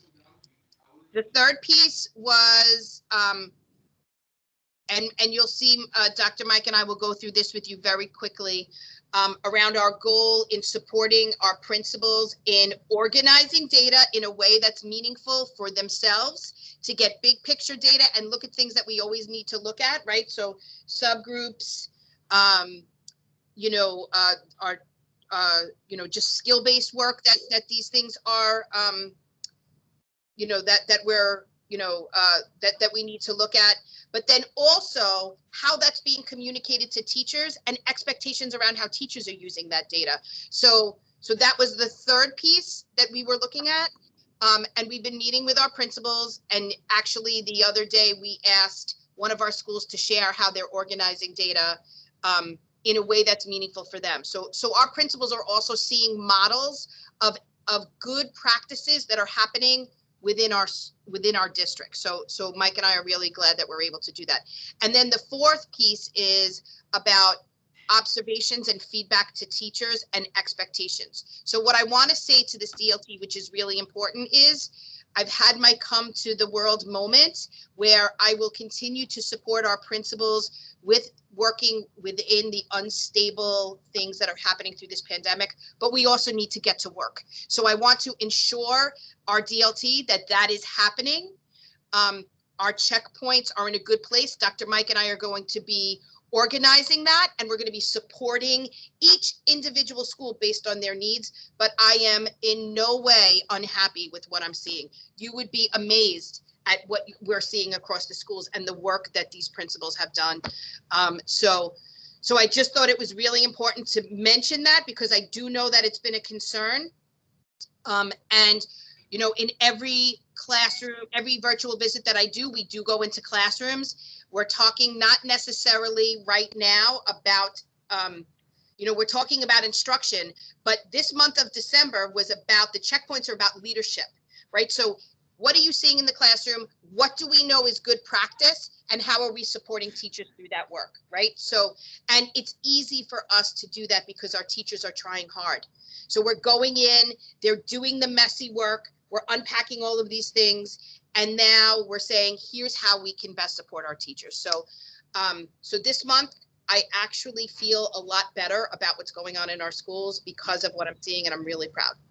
Okay, so those are the 4 checkpoints, just to review again. Virtual schools, to make sure that you can run your building virtually. Curriculum, how are you organizing your curriculum in a way that you can monitor, measure, and support? Assessments, all of the assessments that Dr. Mike is going to go through very quickly with you, because many of you have seen this. How are you using that to drive instruction and supports for your students and your teachers? And then curriculum and instruction and feedback. So those are the 4 points. All right, before we go to the state of the district, are there any questions?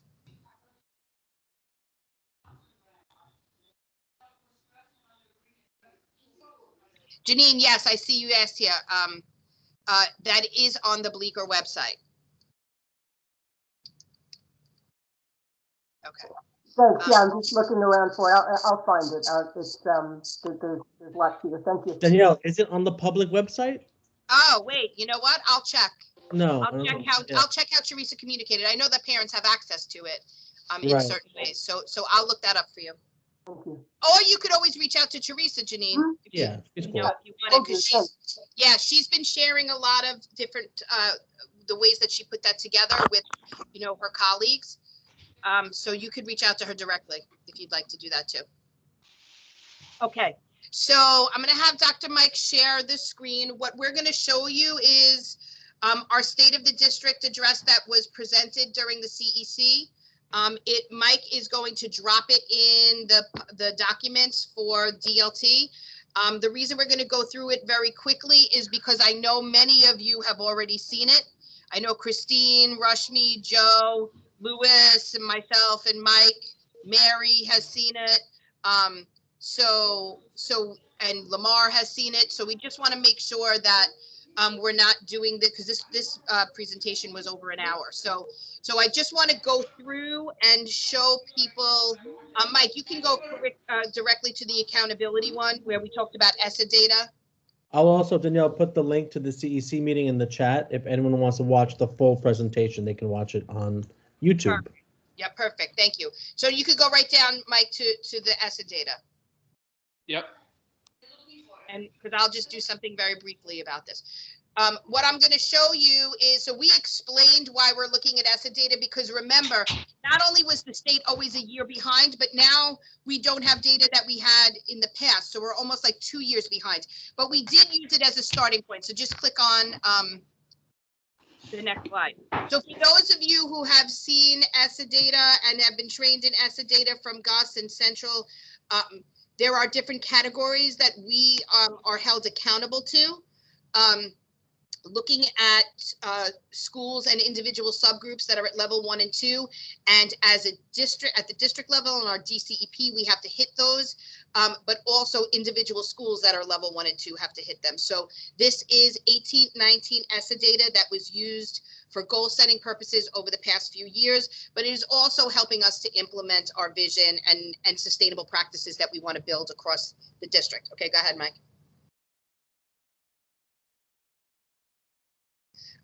Here's our goals that you have seen, where we talked about building, continuing to build our strong roots and disrupting patterns of disproportionality, promoting deep learning for students through MTSS, and also through the development of MTSS plans, supporting our schools in doing that so they are able to work from a resource and actually benchmark and monitor the work that's happening through the MTSS lens. The same thing around strengthening data systems and professional learning for our principals in both the blended and remote learning environment. One of the things that was a checkpoint was actually this, to say, like, if you are organized as a principal and you know, what are some of the ways that you are looking solely at your curriculum, at instructional practices to support your database needs. So we are actually in a phase of doing that work right now, and Mike and I are giving feedback to principals. So we'll present to you next month what we found and how we're going to support. So you can keep going, Mike. MTSS, actually, this was part of a presentation that Jackie Atkins did at our DLT meeting. And it just talks about all the layers that schools look at in order to provide supports for students. Now, I want to be very clear, and one of the things that I like about this document is that it shows it's not just about struggling learners academically. It's about positive behaviors and social emotional supports, if that's what we need to see at each individual school, class, and student level. But it's also about gifted and talented and enrichment activities to make sure that our students in those programs continue to grow. Okay, you can continue. So we did talk about assessments, and one of the things that I want to thank our schools, because in the midst of a pandemic, they were still able to do this for us. So we ask schools to give as common as possible assessments, so it's not all over the place. And so most of our schools either gave MAP or iReady. We have a few that gave Lexia and one school that used STARS. And then at the district level, Dr. Mike worked with Richard Bellis, as Gus had said, from the borough to organize data in a way that allows us to have conversations at the district level to give you guys information about the state of the district, but also at the school level so we can support schools through what this data is saying. All right, you can keep going. Now, this actually just shows you a breakdown of the data where all of our students are. Mike, do you think you could just consolidate that really quickly, since they would have access to the full presentation? So basically over the next couple of slides, what you're going to see is a breakdown from grade 6 through 8 in terms of overarching performance on either the MAP or the iReady assessment. I only did those two because those are the largest of the assessments. And what you'll find is that overarching performance right now is below where we were 6th, 7th, and 8th grade, because this assessment is being done as to where kids are in October, not necessarily where they will finish the year. But when we look at the green and yellow sections, when we look at those children that are in the yellow, there is a high percentage of those children, a significant percentage of those children that tend to test in the proficient range by the end of the year. And that's basically what this data shows, and the brief explanations thereafter for grades 6 to 8, 3 to 5, and then K to 2. The one thing that I will say about K to 2 that is important is kindergarten and first grade have tended to show greater proficiency than in the other grades. And this is something that iReady is seeing not only in District 25, but on a national level, that kindergarten and first grade have had higher performance rates than that of other grade levels to date. However, grades 2 through 8 have shown statistically aligned data, which shows that the data has some validity and reliability to it, particularly in District 25, where it is aligned by within a couple of percentage points across green, yellow, and red. In terms of performance across subgroups, one of the things that you will notice is that there continues to be gaps in terms of subgroup performance as it relates to iReady. So it is an area that is embedded in our district-wide goals. As you look through this a little bit more with a closer lens, you'll be able to recognize where those gaps are in terms of performance. Our L breakdown, I had to fix this slide, I didn't. Our L breakdown, you will notice that our early childhood tends to perform at a higher level than that of our upper grades. This has been a pattern that we have seen in District 25, particularly because we tend to test out our children by the time they get to the 3rd grade. And then we wind up getting new children in, new L's in over time, and they tend to be within their first 3 years of service by the time they get into middle school. So this data is representative of that. And also our special education data also indicative of what we've seen in the past on New York State assessments. Typically, we've been around 20% performance rate for special education. On the whole, if you look at that across our grade levels, we are in a similar type of place, with our upper grades being grades that have more significant need comparatively to our early childhood grades. Similarly, Danielle, you wanted to go through the math quickly? Yes, and actually, let's see. So what we are doing is we're continuing our vision around math instruction. And we want our schools to continue the work that they were doing with both Bank Street and Algebra for All. And what Dr. D'Antona and I are looking at is ways that we can work with schools to once again create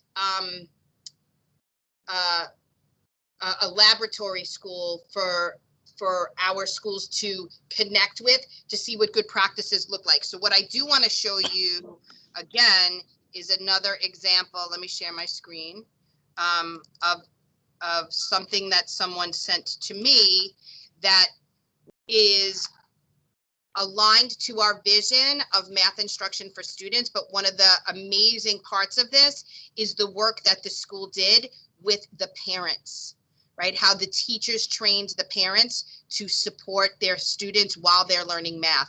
So for those of you who are familiar with the Bank Street work that we've done, you will recognize this work.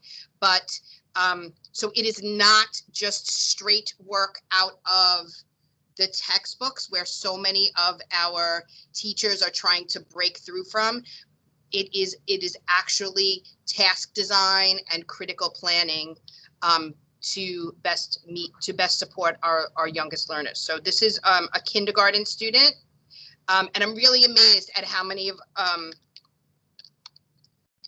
of our kindergartners are able to manipulate and use technology far better than any of us. So this is a teacher who taught a lesson and then, hold on, let me see, and then had to present the task using Flipgrid. Now, I want you to listen to two things. I want you to look at the math that the student is able to communicate and articulate, but I also want you to listen to what the parent did, which was support and training through the schools, which I love as well.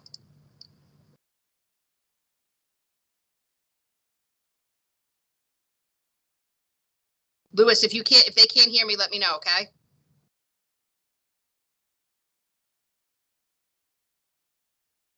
You got to share the audio, Danielle. Stop sharing your screen. Okay, wait, hold on. And Hold on. See, this is where I get, wait, hold on. All right, stop sharing my screen. and then share your screen again. And before you choose what you want to share, there's a switch at the top of the share pane that says something about computer audio. It's right above the desktop window. Look at this. Oh, okay. It says share got it. computer audio. Yep. I got it. And now share your screen again. There you go. And now when you play, yeah, rewind it, please. I will. Let's stand in the yellow. I'm speak piano. So I have 10 gifts here that I'm gonna wrap. That I'm gonna put more in the red and let's stand in the yellow. So how many toys are you gonna put in the red? 8. My favorite one. 1, 2, 3, 4, 5, 6, 7, 8. And how many in the yellow? 2. So 8 is greater than 2.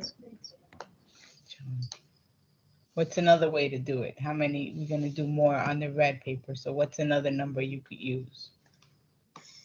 6 and 7. Okay, so put 6 or 7 there. I'm gonna take some. Or you can use 9. You can do 9.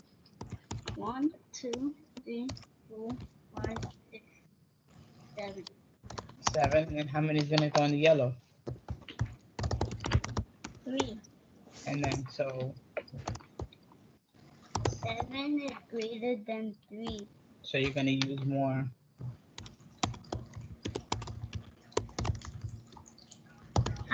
Wait.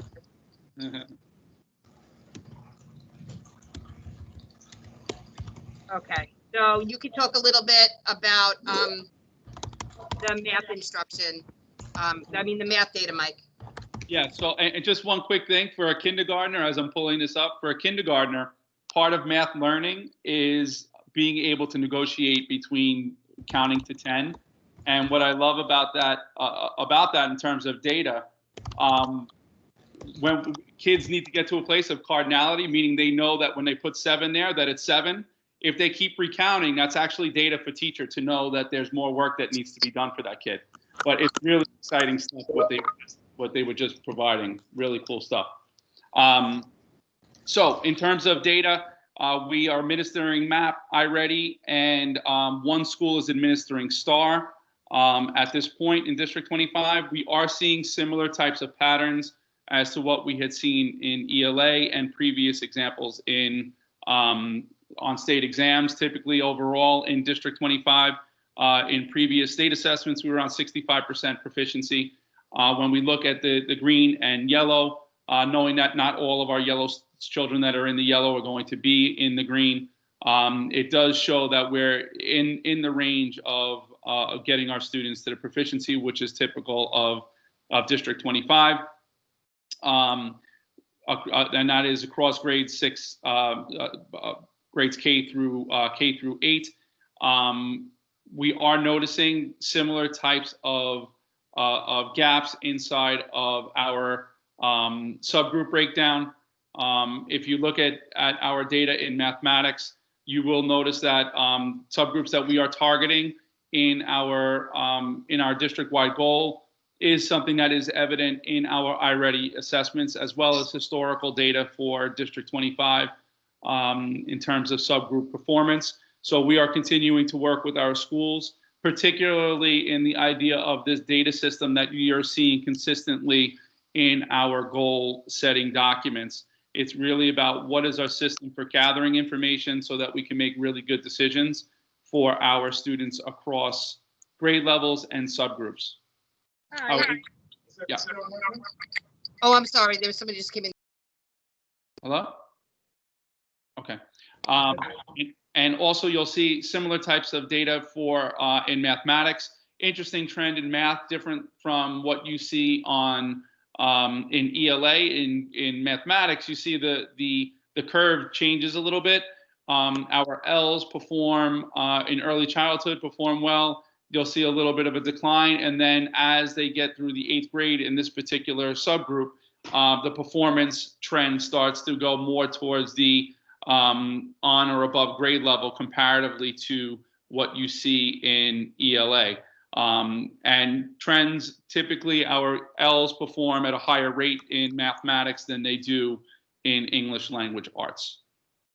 And also for our students with disabilities, similar type of trend that we've seen over time in District 25 and that we're looking to continue to grow with is making some improvements in our for our students with disabilities over time. Our 8th grade, our middle school grades typically have performance that is, where we're concerned, have those concerns.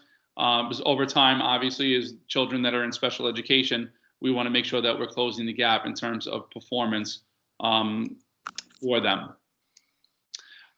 Next steps, things that we've kind of put in place.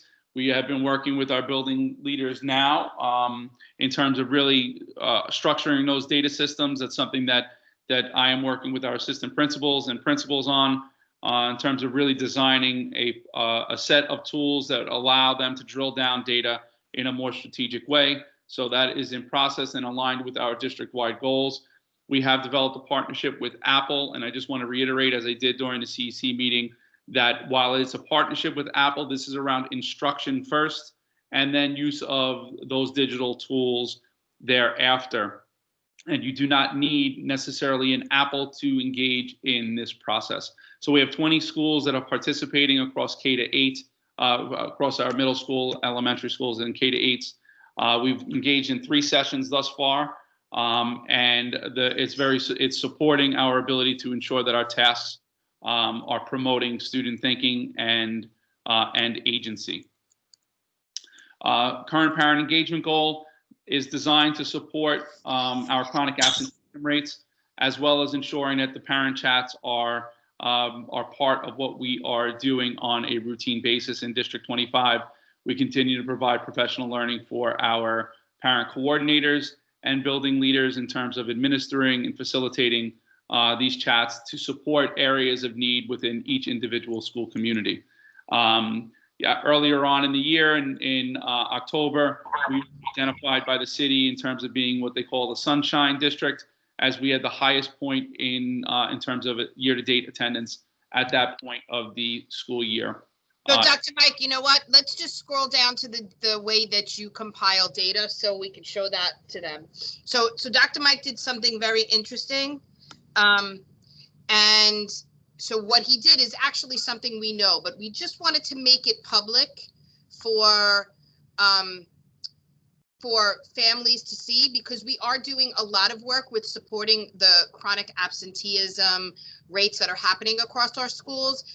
Not just because it's a state guideline and something that we have to do, but because of data like this. So what Dr. Mike did was he took the data from the assessments that we gave and how we organized data, across the district, and he compared the results of those assessments to students who are considered chronically absent and not considered chronically absent, right? So if you look, these are students that are considered chronically absent. And Mike, maybe you can flip back and forth. So if you look at our third graders, right? If you are chronically absent in our district, we have 20% or almost 21% of these students who are 3 or more grade levels below, and 37 2 grade levels below. But look at the difference in the data for students who are not, and then flip back and look at 4th grade. So 33 or 3 or more years below, 12 or 2, and just flip back. And then just do it one more time for however you guys want to see it. So these are the things that we've been telling parents and what we already know, but we think it's important to show them. If you have a child right now, currently in the work that we're doing, who is chronically absent, and we want schools to present resources in ways that they can support families in this work, and that's our expectation.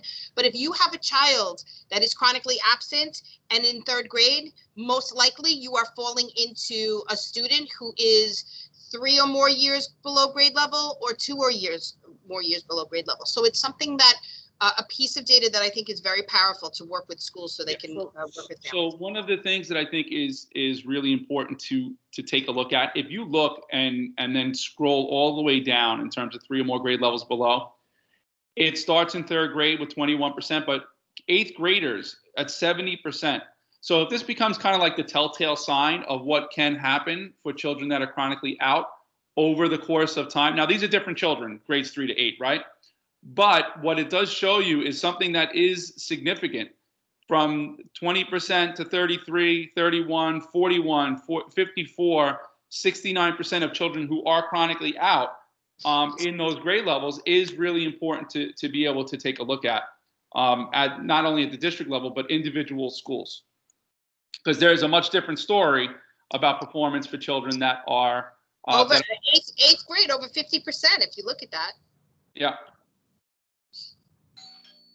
So it does tell a pretty significant story around looking at our data, but not in isolation. And that's what we're really working on with our schools to make sure that we're connecting the dots of information that we have so we can more strategically support children.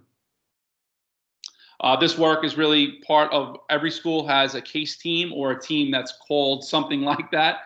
Some have changed the name. We have a LIFT, and another school has a C. But the goal of those teams is really to be looking at chronic absenteeism data on a routine basis to ensure that supports are being provided to both students and families. Parent chat's also part of that work. We did engage with a group at Mr. Mango in her review of the data, connected the dots in terms of ensuring that specific subgroups of schools engaged in these chats with their parents that had high chronic absenteeism rates at the start of the school year. And we've already started to see changes in terms of overall chronic absenteeism rates since the review of that information. Supportive environment goal. This is another one that's really important to us, looking at data trends. You'll notice all of our goals are all about looking at the analysis of information. And all schools in District 25, as you guys know, are administering a social emotional learning survey to their kids in grades 3 to 8 with a focus on these 5 core competencies of SEL: social awareness, self-awareness, self-management, relationship building, and responsible decision-making. After administering these SEL assessments, Our counselors did a breakdown of that data. And then I asked what area of the competencies that they were going to be prioritizing. 70% of our schools prioritizing self-management, 25% on building relationships, and we have a couple doing self-awareness and social awareness. Now, the areas in terms of self-management, just to give you guys a bigger understanding, it's really around persevering through things that are difficult. When they're difficult, children get frustrated. Are you able to persevere? Many of our schools had children that were identifying that that's really difficult for them to do. So we're going to work on being strategic with our schools in terms of using that information to support individual kids, not only in class, but perhaps even in small groups with counselors. And where all of this led us to is a district pathway. So you'll notice in here, and let me just open up the pathway, oops, so that you guys have a clearer image of what this looks like.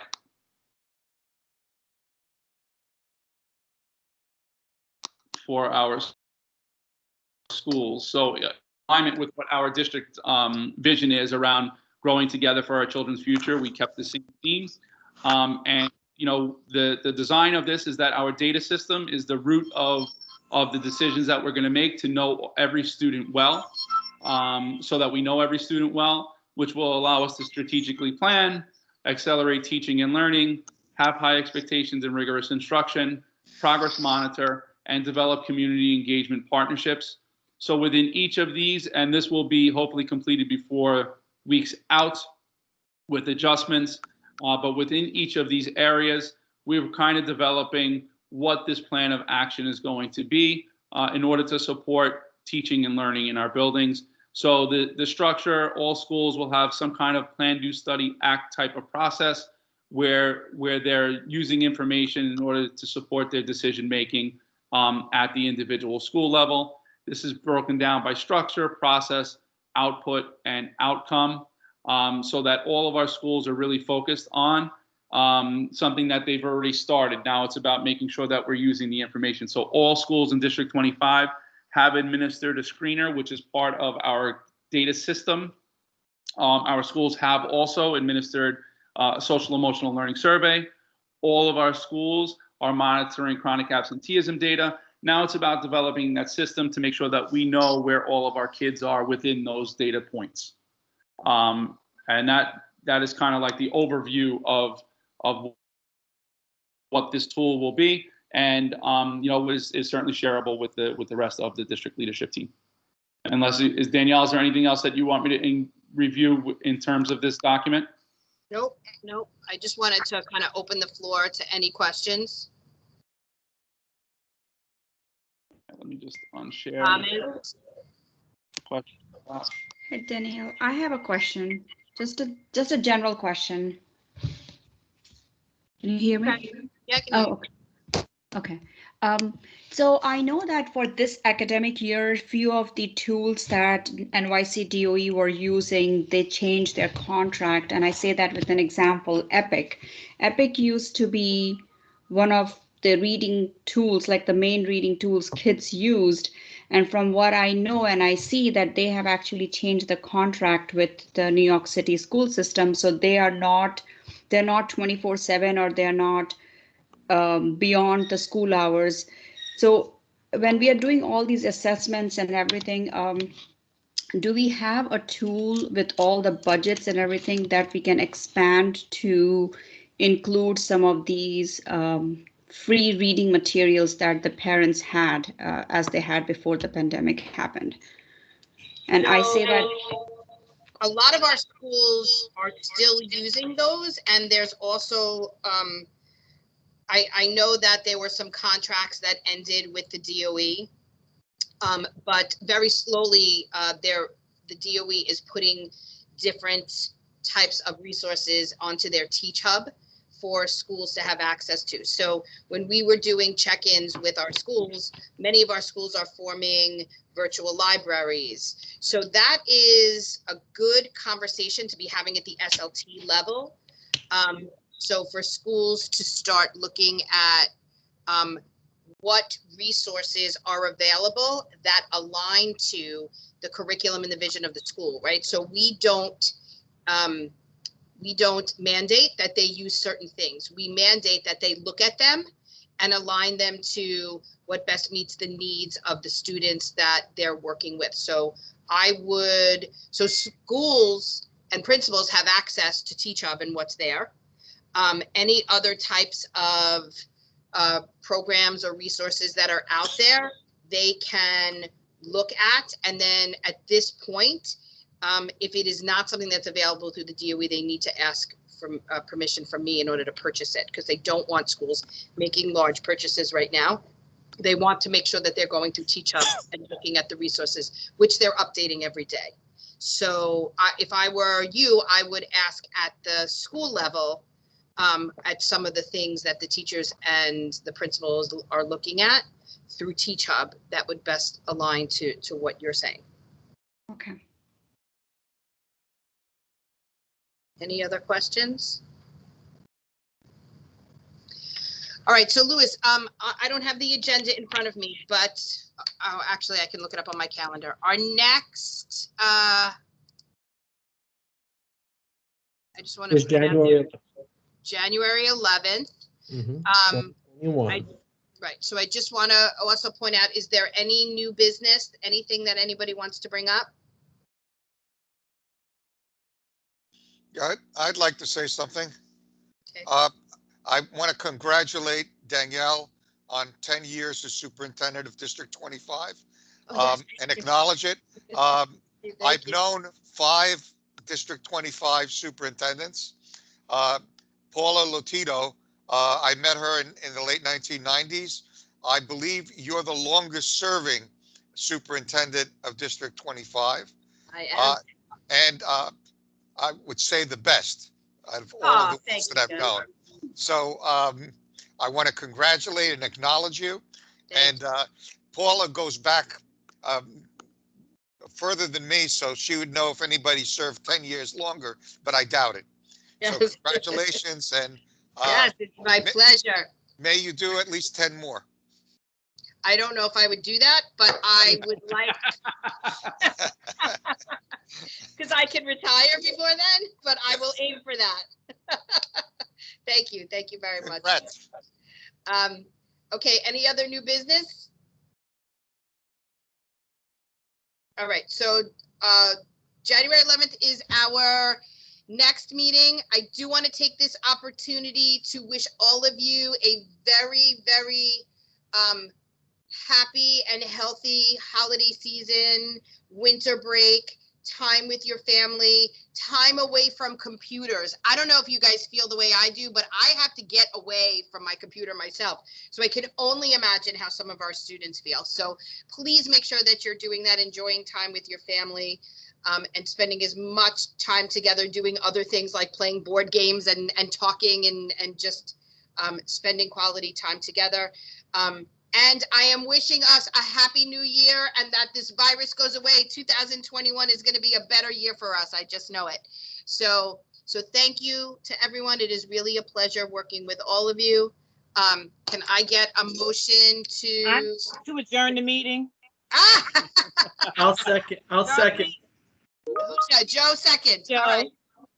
Thank you guys. Everybody Happy stay holidays, safe. everyone.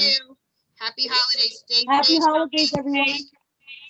Wait, don't let Gus leave. Gus. Happy holidays, everybody. I'm Oh here. gosh, yes, you have I'm to here. talk to Christine. And